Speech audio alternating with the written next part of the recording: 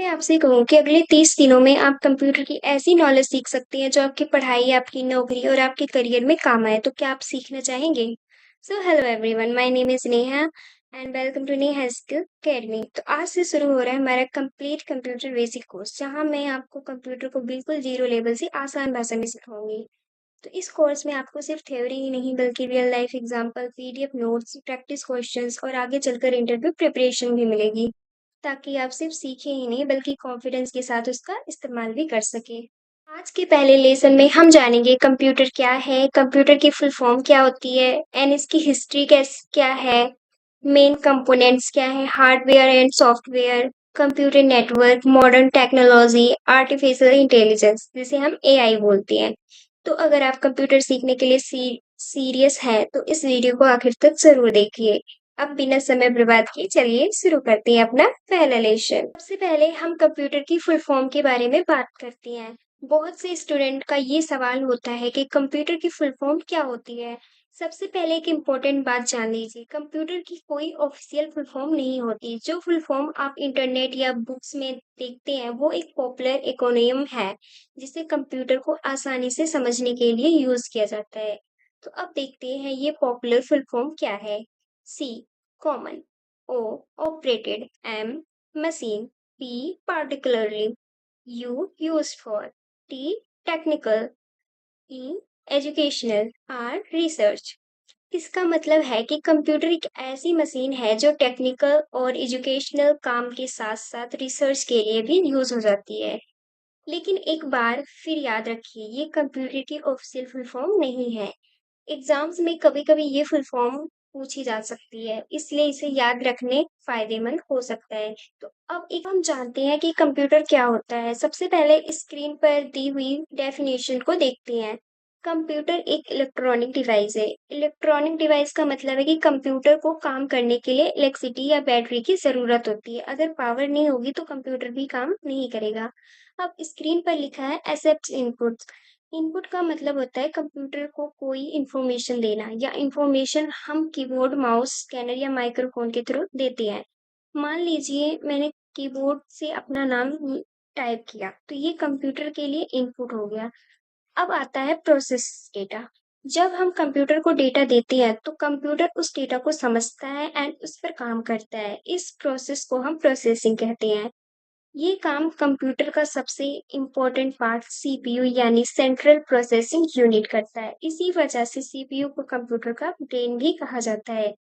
अब अगला पॉइंट है स्टोर्स इंफॉर्मेशन। अगर हम अपना डेटा फ्यूचर में यूज करना हो तो कंप्यूटर उसे सेव कर लेता है। इसी को हम स्टोरेज कहते हैं। जैसे आपने एमएस वर्ड में कोई रिज्यूम बनाया और उसे सेव कर दिया, तो अब वो हार्ड डिस्क या एसएसडी में स्टोर हो गया है। अब आता है हमारा last point, produce output.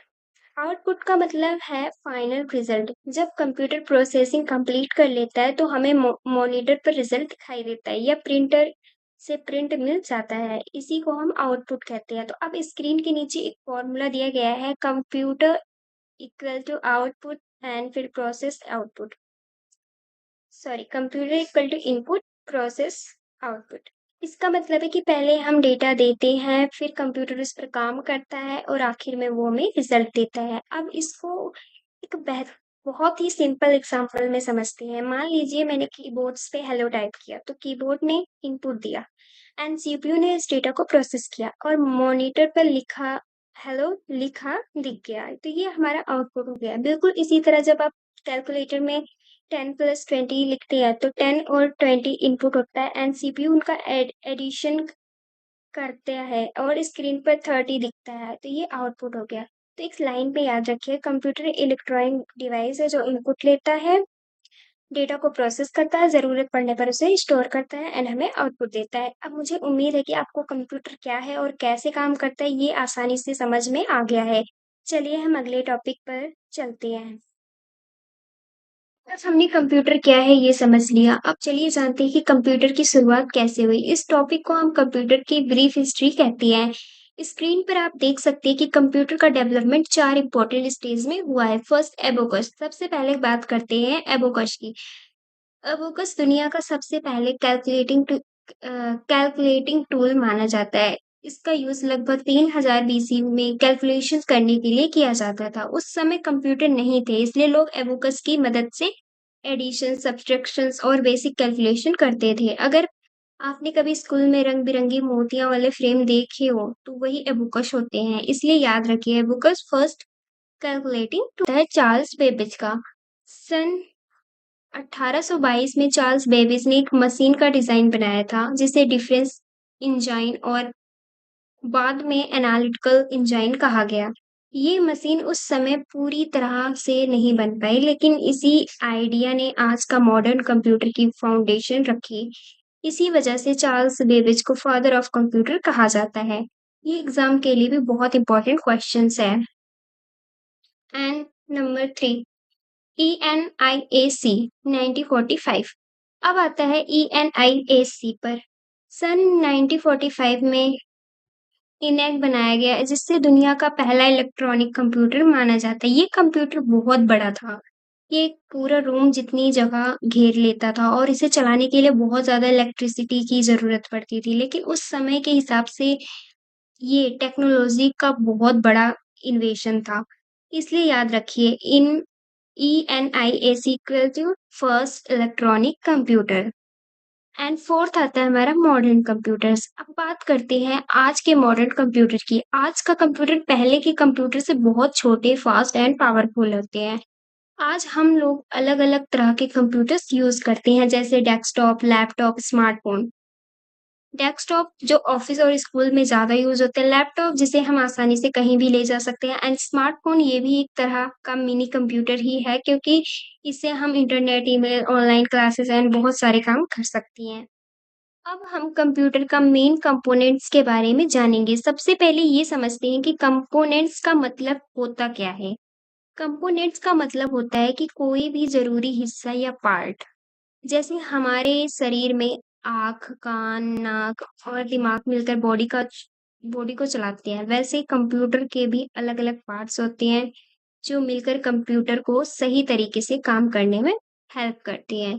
Computer के 4 मेन कंपोनेंट्स होते हैं। First, input unit. सबसे पहले कंपोनेंट्स है इनपुट यूनिट। इनपुट यूनिट का काम होता है कंप्यूटर को डेटा या इंस्ट्रक्शन देना। इनपुट डिवाइस की हेल्प से हम कंप्यूटर को बताते हैं कि हमें क्या काम करवाना है।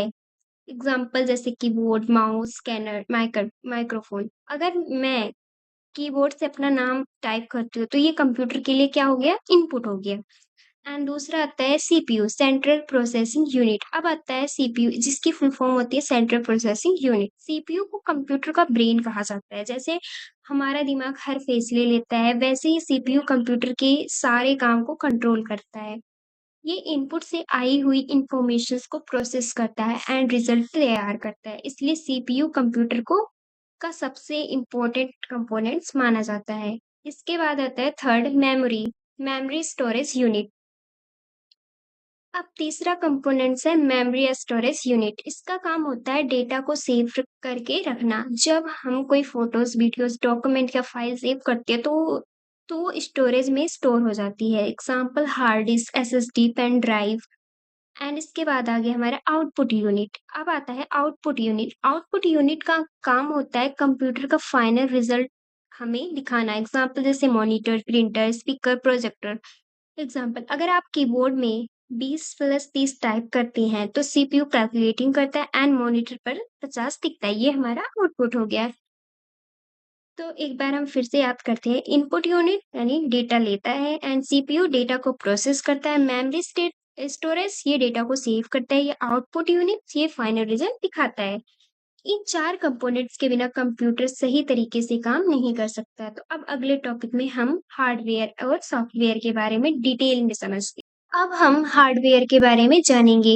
हार्डवेयर कंप्यूटर को वो सभी फिजिकल पार्ट्स होते हैं, जिन्हें हम देख भी सकते हैं और छू भी सकते हैं। स्क्रीन पर आप कुछ हार्डवेयर का एग्जांपल देख सकते हो, monitor, keyboard, mouse and CPU.